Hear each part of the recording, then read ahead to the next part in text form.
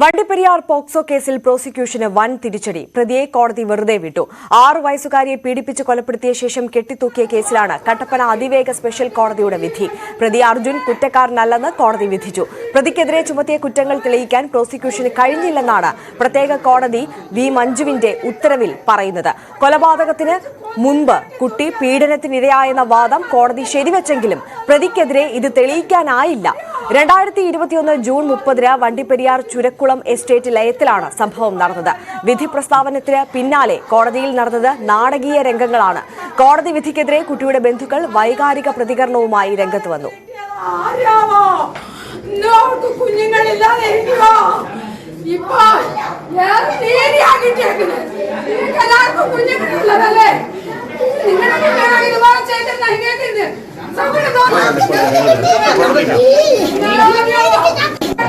ഒരുപാട് തെളിവുകൾ അവനെ നഷ്ടപ്പെടുത്തിയിട്ടുണ്ടായിരുന്നു. അതൊന്നും പോലീസിന് കണ്ടെടുക്കാൻ പറ്റിയില്ല.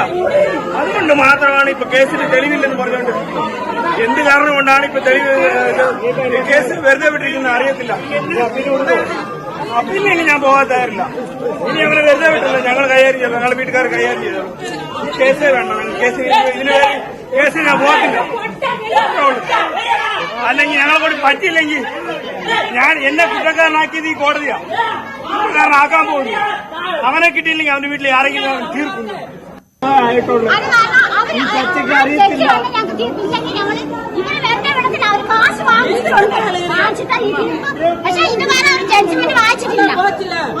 ഒരുപാട് വിഷമമുണ്ട്. ഞങ്ങൾക്ക് ഇങ്ങനെ ഒരു വിധി ഉണ്ടായതിൽ ഒരുപാട് പറഞ്ഞാൽ ഞങ്ങളുടെ കുഞ്ഞിന് നീതി കിട്ടിയില്ല. അവൻ പറഞ്ഞ് സമ്മതിച്ചതിന് ശേഷം എഴുതി തയ്യാറാക്കിയ കേസാണിത്. ഇതിനെങ്ങനെ വെറുതെ പോകും? ജഡ്ജി മനസ്സിലാക്കിയില്ലെന്നാണ്. അതേസമയം കേസിൽ പുനരന്വേഷണം വേണമെന്ന് പ്രതിഭാഗം ആവശ്യപ്പെട്ടു. പോലീസ് നിരത്തിയത് കൃത്രിമ സാക്ഷികളെയാണെന്നാണ് വാദം. ഇത് നടപ്പിലാക്കിയിരിക്കുന്ന എല്ലാ തെളിവുകളും നിഴൽ പരിശോധിച്ചാണ് കോടതി ഉത്തരവിലേക്ക് എത്തിയിരിക്കുന്നത് എന്നും വ്യക്തമാണ്. എന്തൊക്കെയാണ് നമുക്ക് അനുകൂലമായിട്ട് വന്നിരിക്കുന്നത്? അനുകൂലമായല്ല, ഇതുവരും കൃത്രിമ തെളിവുകൾ ഉണ്ടാക്കും. അനുകൂലമാവില്ല സുഹൃത്തെ. പോലീസ് ഇപ്പോൾ മുഴുവൻ തെളിവുകളും കൃത്യമായിട്ട് ഉണ്ടാക്കിയാണ് പറയുന്നത്. തീർച്ചയായും 100%. എന്ത് തെളിവാണ് പോലീസിൻ്റെ ഉള്ളത്? എന്ത് തെളിവ് പോലീസിൻ്റെ ഉള്ളത്? അവൻ ഡിവൈഎഫ്ഐ നേതാവാണെന്നോ? അതാണോ തെളിവ്?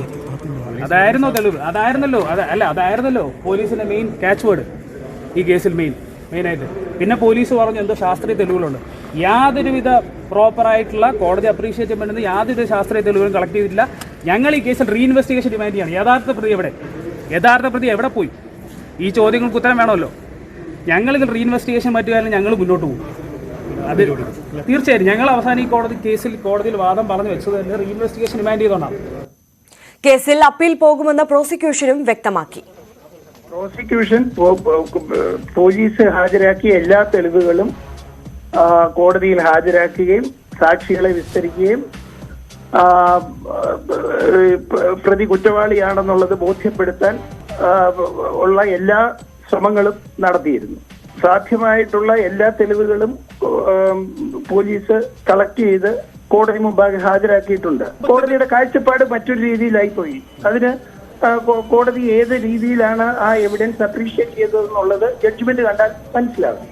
അത് പരിഗണിക്കാത്ത പല തെളിവുകളും ഉണ്ട് എന്നുള്ളത് പ്രോസിക്യൂഷനും വിശ്വസിക്കുന്നുണ്ട്. അതുകൊണ്ടാണല്ലോ പ്രതിയെ വെറുതെ വിട്ടത്. കോടതി ശരിയായ വിധം പരിഗണിച്ചിട്ടില്ല എന്നുള്ള ഒരു വാദം പ്രോസിക്യൂഷന്റെ ഭാഗത്തുമുണ്ട്. അതുകൊണ്ടാണ് ഇപ്പൊ അപ്പീൽ ബോധിപ്പിക്കാൻ പോകുന്നത്. ഹൈക്കോടതിയിൽ അപ്പീൽ ബോധിപ്പിക്കും. വിവരങ്ങളുമായി വി കെ സ്റ്റാലിൻ കൂടി ചേരുകയാണ്. സ്റ്റാലിൻ, വളരെ അപ്രതീക്ഷിതമായ ഒരു വിധിയാണ് ഈ വണ്ടിപ്പെരിയാർ കേസിൽ ഇന്ന് ഉണ്ടായത്. അതോടൊപ്പം തന്നെ ഈ അർജുൻ അല്ല പ്രതി എന്നുണ്ടെങ്കിൽ ആരാണ് ആ കുറ്റക്കാരൻ എന്നുള്ള ചോദ്യം കൂടി അവിടെ അവശേഷിക്കുകയാണ്. എങ്ങനെയാണ് വിശദാംശങ്ങൾ? ആര്യ, 2021 ജൂൺ 30 നടന്ന ഈ സംഭവത്തിൽ 6 ദിവസങ്ങൾക്ക് ശേഷം തന്നെ പ്രതിയെ കണ്ടെത്തുകയും പോലീസ് പ്രതിയെ കോടതിയിൽ ഹാജരാക്കുകയും ചെയ്തിരുന്നു. അതുകൊണ്ട് തന്നെ വളരെ പോലീസിന് വലിയ പ്രശംസ പിടിച്ചുപറ്റിയ ഒരു കേസ് കൂടിയായിരുന്നു ഇത്. എന്നാൽ 2021 സെപ്റ്റംബറിൽ തന്നെ കുറ്റപത്രം സമർപ്പിക്കുകയും ചെയ്തു. എന്നാൽ ഈ പ്രതി ഇയാൾ തന്നെ ആണെന്നുള്ള ഒരാളെ ഉള്ളൂന്നും അതുപോലെ തന്നെ ഇയാൾ തന്നെയാണ് പ്രതി എന്നുള്ള നിഗമനത്തിലുള്ള അന്വേഷണവും നീക്കങ്ങളുമാണ് നടന്നത്. അതുകൊണ്ട് തന്നെ ഇയാൾക്ക് വളരെ വലിയ ഒരു ശിക്ഷ കിട്ടും എന്നുള്ള പ്രതീക്ഷയിൽ തന്നെയായിരുന്നു ഇരുന്നത്. കാരണം ഈ വീടുമായി ബന്ധപ്പെട്ട് മാതാപിതാക്കളുമായിട്ടും ഈ കുട്ടിയുടെ മാതാപിതാക്കളുമായി ഒക്കെ വളരെ അടുപ്പമുണ്ടായിരുന്ന, എപ്പോഴും അവരുമായി ബന്ധപ്പെട്ടിരുന്ന ഒരാളായിരുന്നു. ഇയാളെ ഒരിക്കലും അത്തരത്തിൽ സംശയിച്ചിരുന്നുമില്ല. അതുകൊണ്ട് തന്നെ ഇയാളാണ് ഈ കുറ്റം ചെയ്തത് എന്നറിഞ്ഞപ്പോൾ അവർക്ക് അത് താങ്ങാനുമായില്ല.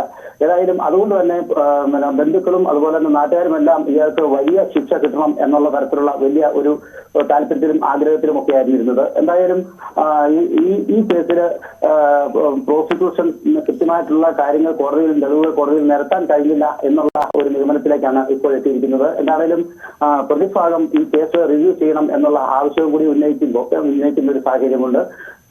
അതുകൊണ്ട് തന്നെ ഇനിയും പുതിയ അന്വേഷണ ഉദ്യോഗസ്ഥന്മാരും ഒക്കെ ഈ കേസിൽ ഇനി ഉണ്ടാകാനുള്ള സാധ്യത നമുക്ക് തള്ളിക്കളയാനാവില്ല. ആര്യ.